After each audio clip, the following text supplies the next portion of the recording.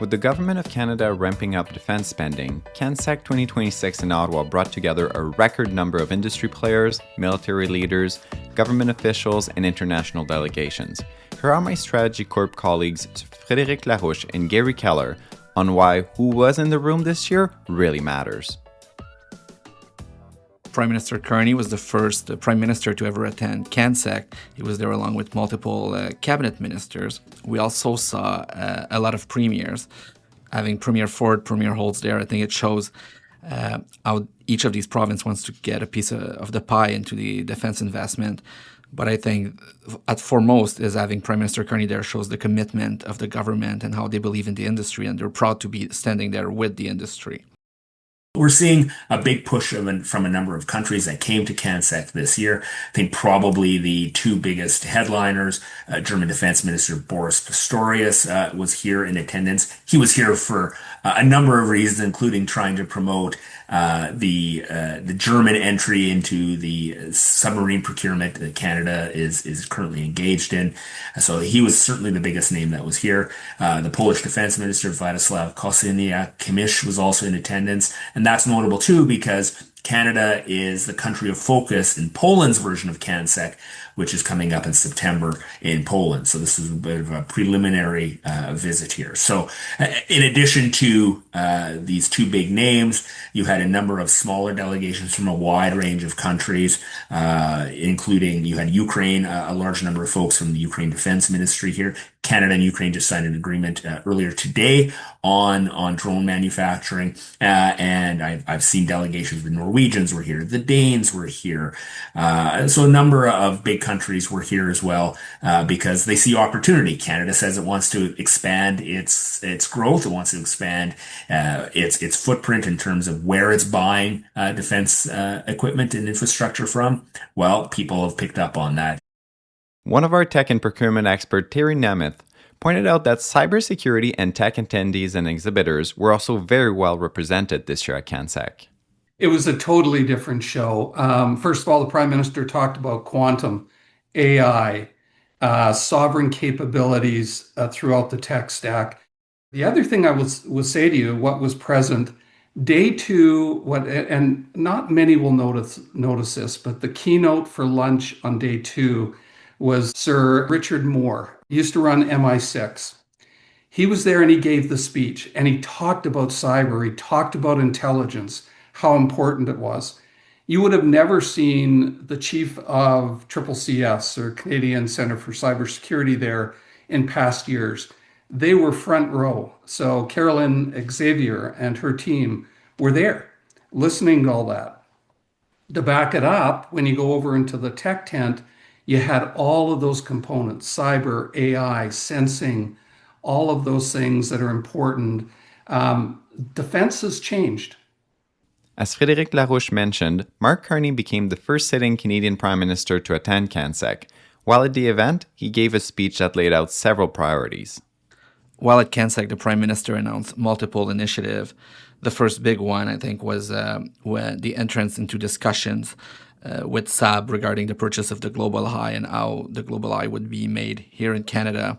And that would represent, I think, 1/3 of the global fleet would be made here in partnership with Bombardier.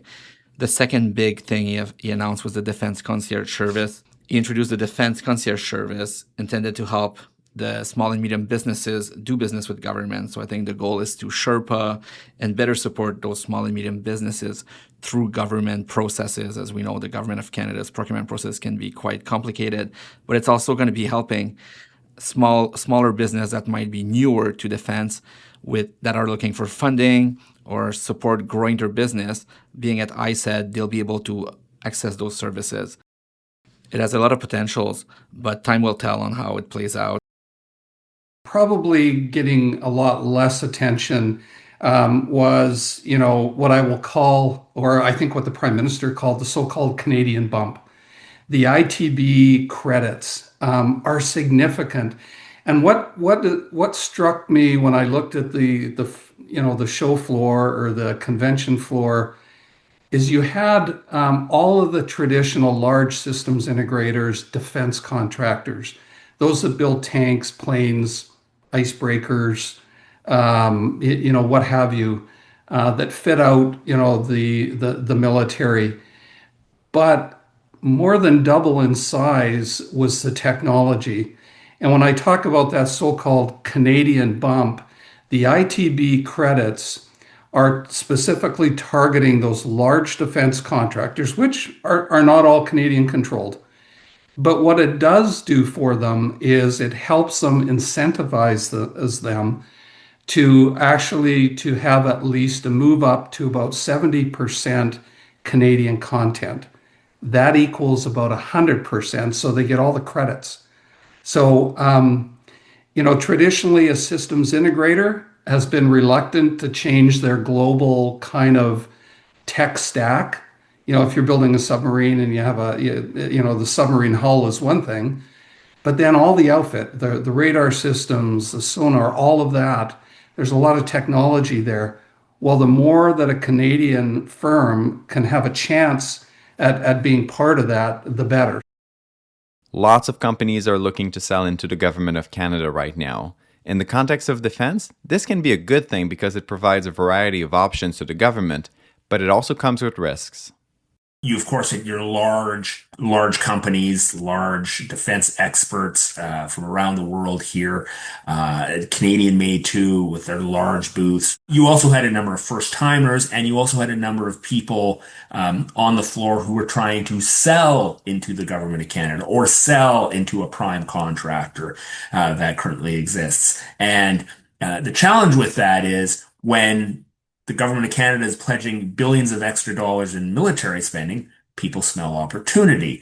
And if more than one person I spoke to commented that, 2017's climate change expert was 2021's mask manufacturer or hand sanitizer manufacturer is 2026's defense company, which has just slapped defense onto whatever they have made. And I think that's a real challenge for the government of Canada is the government's priority is to spend money on defense infrastructure to build out the Canadian military, but that's going to require risks to move faster. You're going to have to shorten procurement timelines. You're going to have to shorten decision-making timelines.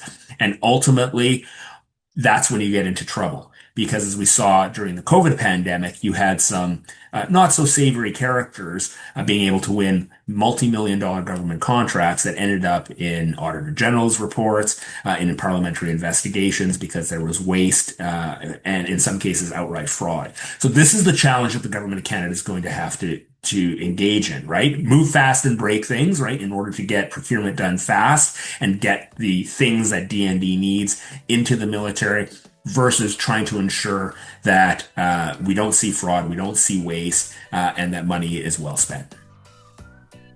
Thank you for listening to Intended Consequences.